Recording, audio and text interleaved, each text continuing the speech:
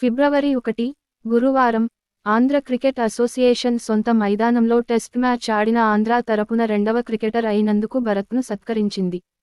Team India cricketer, Telugu తేజం Srikar భరత్ను Andhra cricketer association (ఆకా) గురువారం ఫిబ్రవరి 1 ఘనంగా సన్మానించింది. సొంత గడ్డపై తొలి టెస్ట్ మ్యాచ్ ఆడనున్న భరత్కు వైజాగ్ అంతర్జాతీయ క్రికెట్ స్టేడియంలో సన్మాన కార్యక్రమం నిర్వహించారు. ఈ సందర్భంగా క్రికెట్ అసోసియేషన్ సభ్యులు భరత్ను ఘనంగా సన్మానించి జ్ఞాపిక అందజేశారు.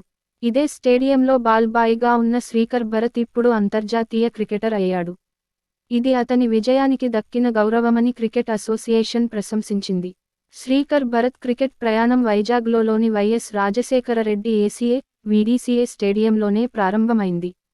2005లో బాల్ బాయ్గా ఎక్కడైతే పనిచేశాడో అదే స్టేడియంలో ఇప్పుడు అంతర్జాతీయ మ్యాచ్లో బరిలోకి దిగనున్నాడు.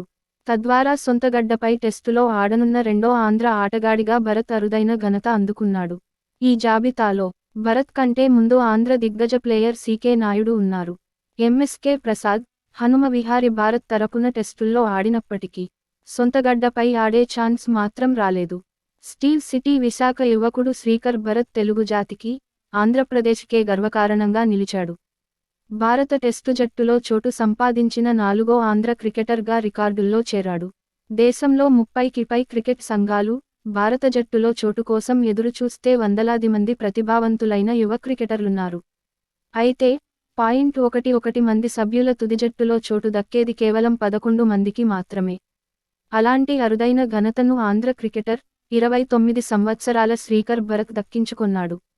4వ ఆంధ్ర క్రికెటర్ భరత్ టెస్టు క్రికెట్లో భారత జట్టుకు నాయకత్వం వహించడంతో పాటు ప్రాతినిధ్యం వహించిన తొలి ఆటగాడు కర్నల్ కటారి కనకయ్య నాయుడు కావటం, ఓ ఆంధ్రుడు, తెలుగువాడు కావటం తెలుగు రాష్ట్రాలకే గర్వకారణం.